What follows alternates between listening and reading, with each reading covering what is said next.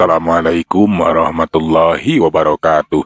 Sampurasun baraya tepang dengudi sareng pidangan dongeng Sundanya.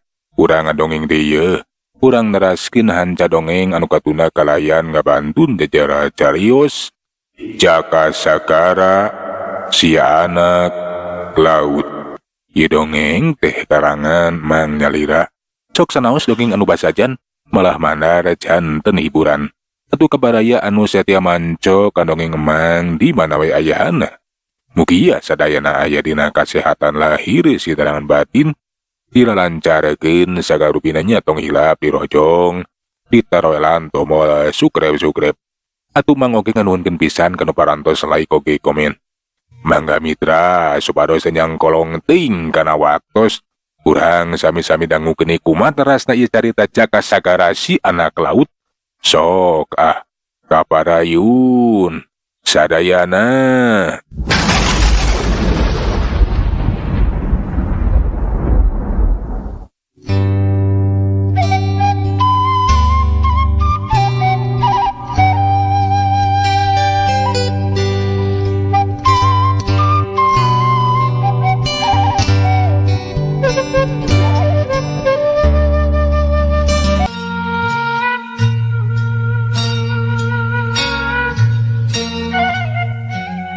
Urang caturkeun di imah na Ki Barusan nu bakal ngayakeun sayembara. Poe eta kayaan di imah teh ramena keur lantaran loba anu keur barang gawe di pakarangan imah loba jalma anu keur ngariung.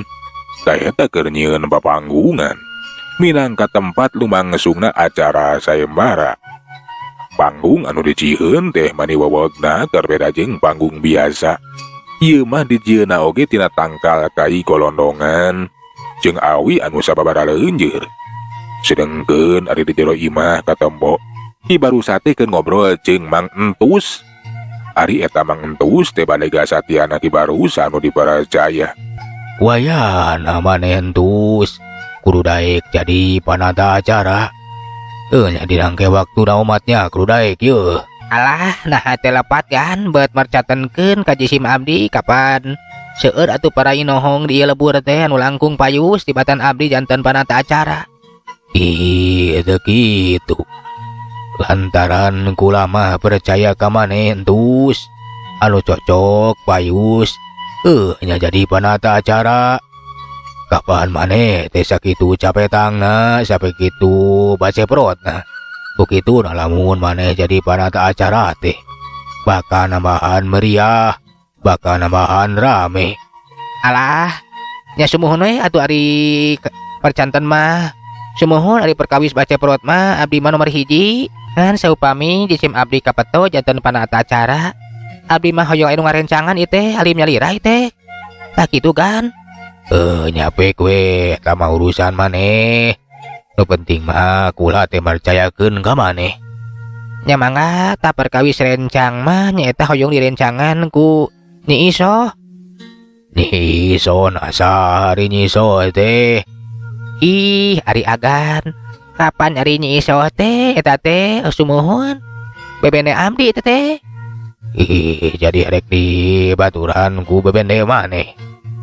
Nya hampek teuing Entus. Rek di baturan ku saha oge. Nu penting mah dina waktuna. Nya maneh teh kudu daek jadi panata acaranya. Sumuhun bangga.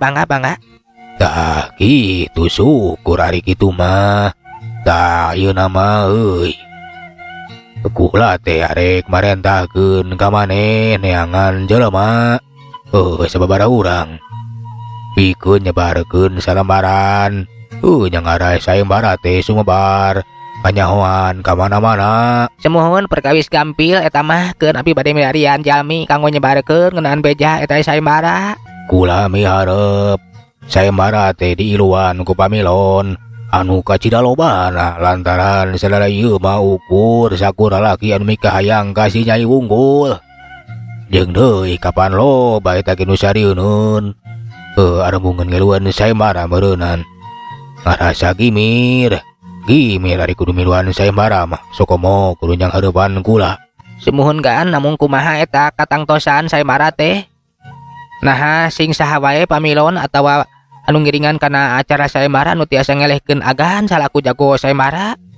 Eta anu kenging hak atau hadiah nyaeta ditikahkeun sareng Den Ratna kitu. Ih, ari aturan mah. Nya mimiti nama.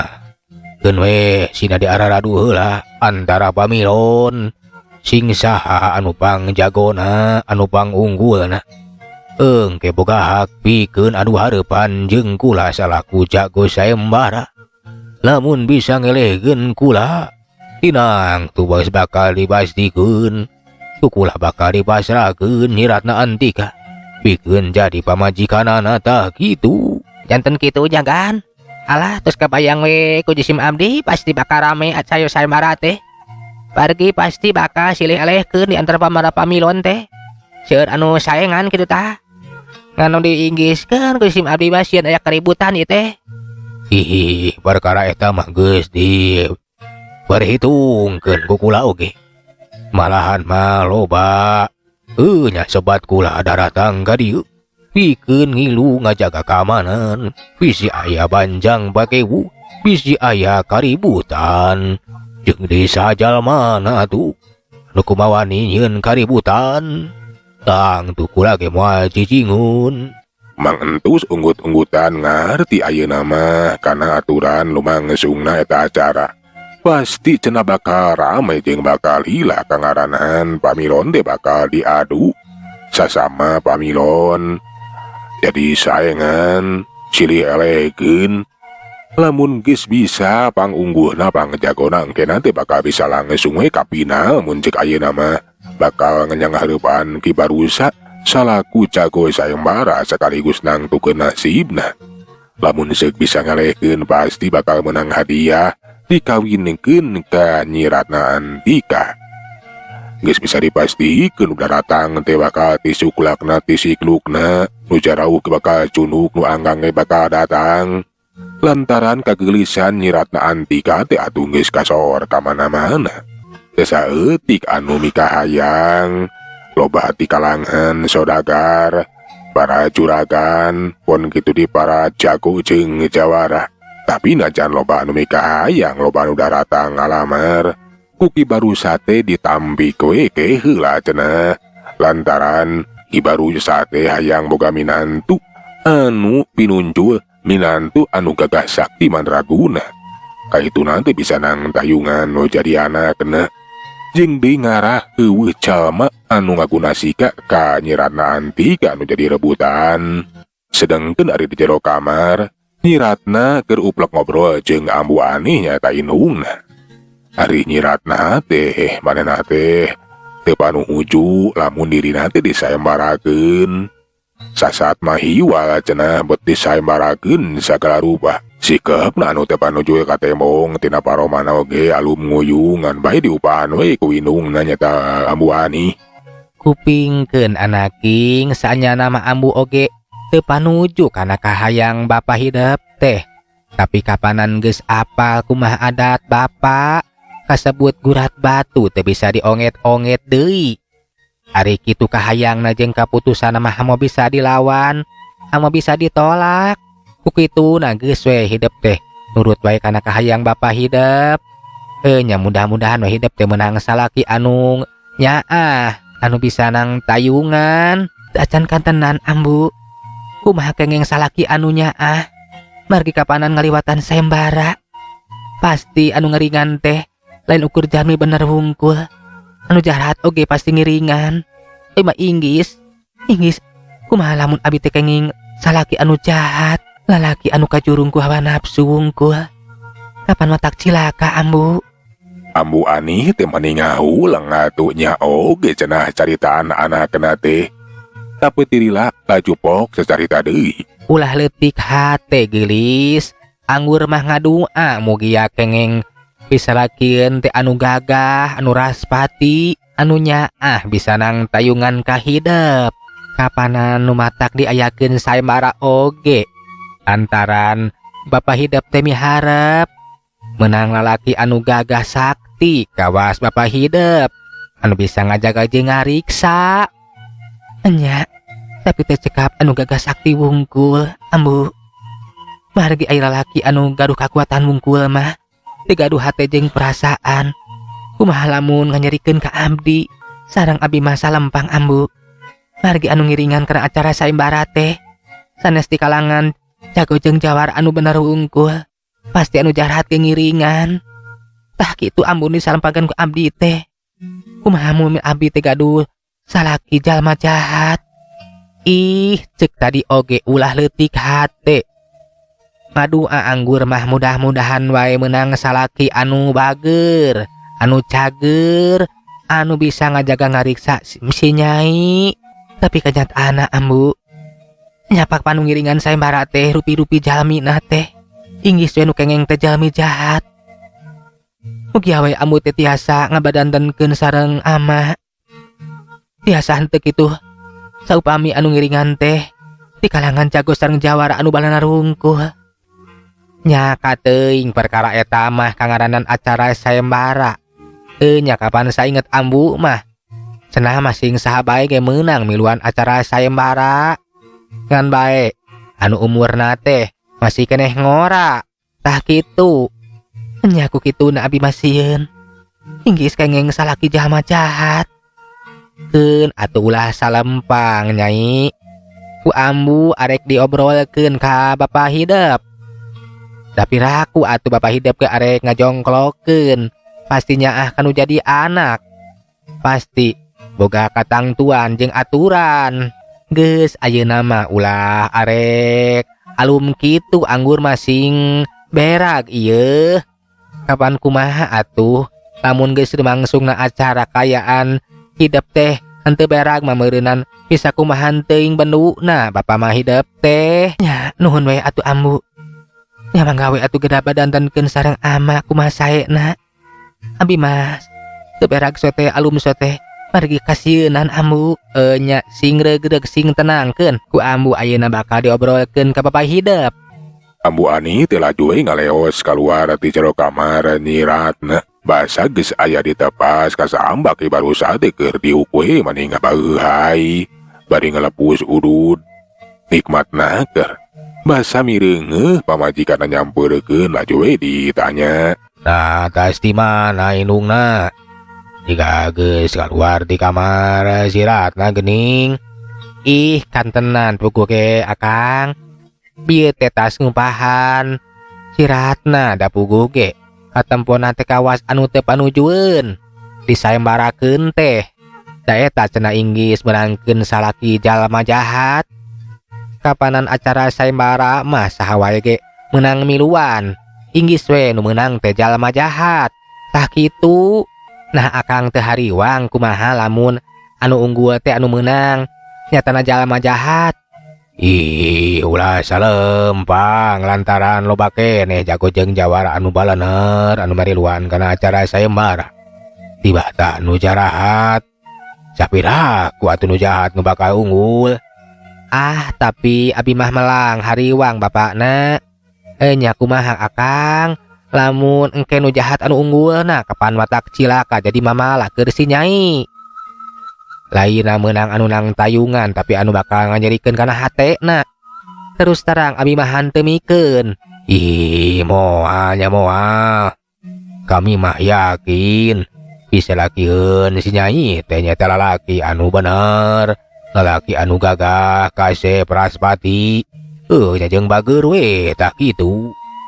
Ah, di mana dasarna bet boga kayakinan anu sarapa kitu akang? Kapan andi memediayakeun acara sayembara teh?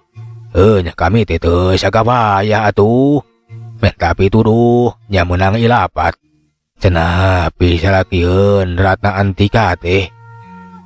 Nya lalaki anu gagah anu Raspati kasep jeung di bisadang tayungan ngan bae. Nya kudu ngaliwatan acara sayembara. Tak kitu ambu. Aeh nah leres eta teh. Akang. Ih, kenaon atuh kami ngabohong jeung deui. Kapan kami ge sarua malang hariwang anu jadi anak. Nya kapan diayakeun sayembara teh demi kahadean si Ratna Antika. Ngarah aya nu nang tayungan. Nya ngarahan teh diparebutkeun ku para jago jeung jawara pon kitu deui anu mika hayang ka siratna. Dasar kapan jadi rebutan ngarahan teu ribut.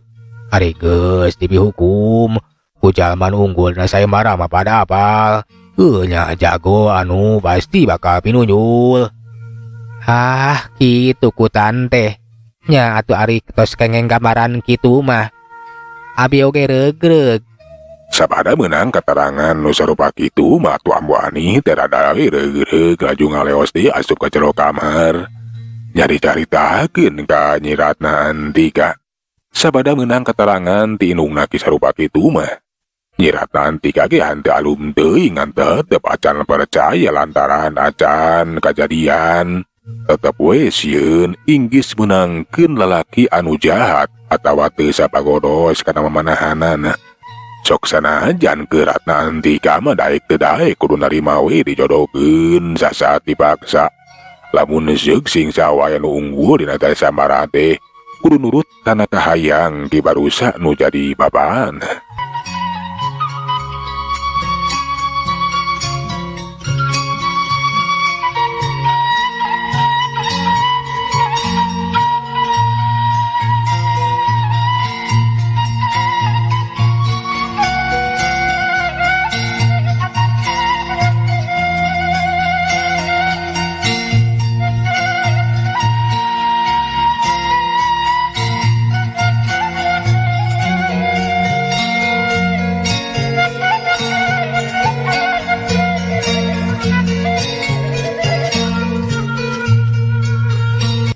Mangentu sapada menang parentah bikeun neangan jalma nu daek nyebarekeun salambaran atawa surat edaran mun ceuk ayeuna mangeunaan acara sayembara. Kiwari teh geus ngutus sababaraha urang jalma pikeun mawa eta surat atawa salambaran. Laju we disebarkeun ka unggal lembur. Dina waktu anu ngan sakedeung, beja ngeunaan sayembara teh geus sumebar ka mana-mana. Caturkeun salah saurang anak buahna si Sukmara. Basa nempo eta salamaran, manehna teh jadi katarik perhatianana. Barang diperhatikeun teteh geuningan cenah nu ngayakeun sayembara teh ngaranna Ki Baruza. Mangrupakeun jago kolot sakaligus salaku jago sayembara. Sing saha anu bisa ngelehkeun jago sayembara nyata Ki Baruza bakal dikawinkeun jeung Nyi Ratna Antika anakna Ki Baruza. Anu cenah geulis kawanti-wanti endah kabina-bina. Puguh atuh eta anak buahna si Sukmara teh manehna teh jadi boga maksud arek ditepikeun ka dununganana pasti cenah. Si Sukmara teh bakal bungaheun tah dileku sia. Ieu Ki Baruza teh di lembur Ciwaruga bakal ngayakeun sayembara. Cenah mah ceuk ieu salamaran teh sing saha anu bisa ngalehkeun jago sayembara bakal dikawinkeun jeung anakna. Anu cenah mah geulis euy. Ceuk urang lembur mah. Tah ku kituna. Kapan nunungan urang teh resep ka awewe euy. Hihi. Lamun urang ngabejakeun ieu acara sayembara jeung deui katari ku sayembara. Sokomo dengan urang teh bisa unggul, bisa memenangkeun eta awewe. Pasti bakal sugemaeun euy. Oh, benar pisan. Ayo euy. Urang bikeun ieu salamaran teh ka Kang Sukmara. Pasti bakal bingaheun. Ari ceuk pangrasa mah pasti bakal miluan. Lantaran Kang Sukmara teh hayang ngawasa sakabeh jago jeung jawara euy.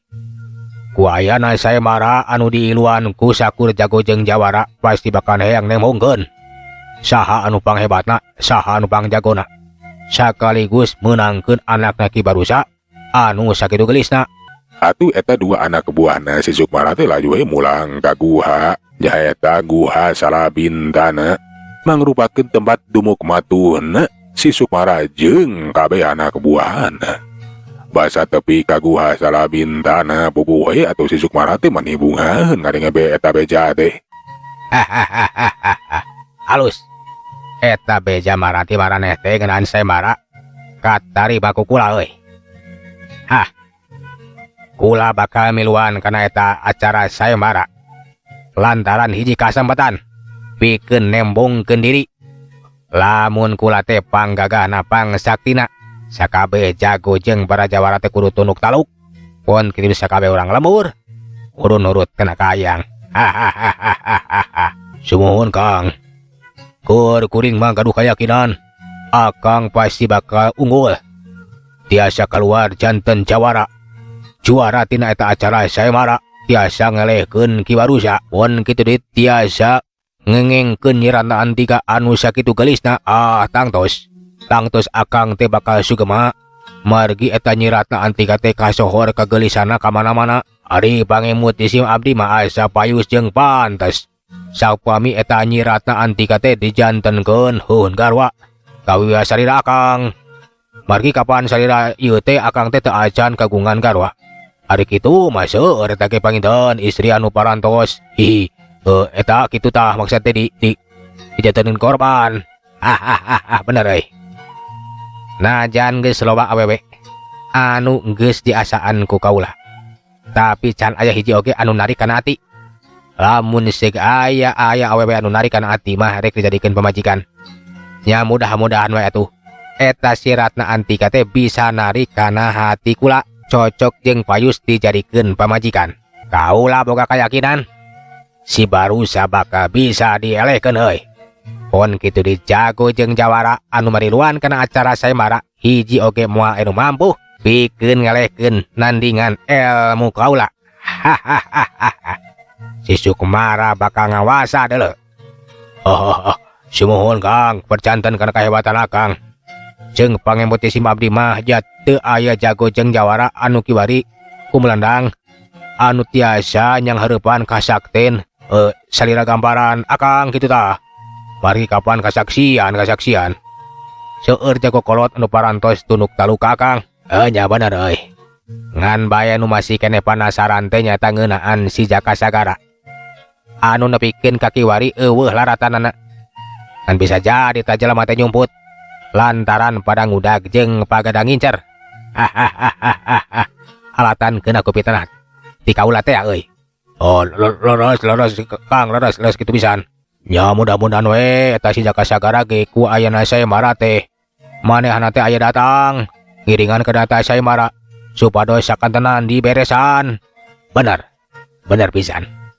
Lantaran di antara jago jeung para jawara anu jadi hitungan teh iwati si Jaka Sagara euy. Bisa kasebut pangarti jeung pangabisana teh aya di saluhureun para jago jeung jawara anu makalangan ayeuna. Leres pisan Kang, kapan Ki Manggala ge kantos mentes. Ki Manggala ge tetere jajaten ku si Jaka Sagara teh tah. Tapi ari keur abdi magaduh hayakinan akang anu pangunggulna. Sok sanajan yang hareupan si Jaka Sagara akang pasti bakal unggul. Akang nomor hiji. Di alam jeung di ugung-ugung ku anak buana ti atuh eta si Sukmara ti beuki we rebeh. Beuki we asa aing pangjagona, asa aing pangsaktina. Dan bae eta si Sukmara teh manehna ge nekaan keun arek miluan we cenah kana eta acara sayembara sakumaha biasa kawas pamilon anu sejenna. Mangrupa hiji kasempatan cenah pikeun ngalebetkeun banera. Ngarasa kabeh jago jeung jawara teh geus pada hafal. Lamun dirina teh anu pangunggulna, anu panghebatna, anu bakal kumawasa. Ku kituna sakabeh jago jeung jawara pon kitu urang lembur teh cenah kudu tunuk taluka manehanana. Mitra waktu saparantos nyekapan sagala urang tuna jajara carita nyata Jaka Sagara si anak laut dugi ka dieu. Urang teraskin dina seri anu salajengna manganuhunkeun tina sadaya perhatosanana haputenna tina sadaya kakirananya. Mang saeuleuna undur. Assalamualaikum warahmatullahi wabarakatuh. Ciao.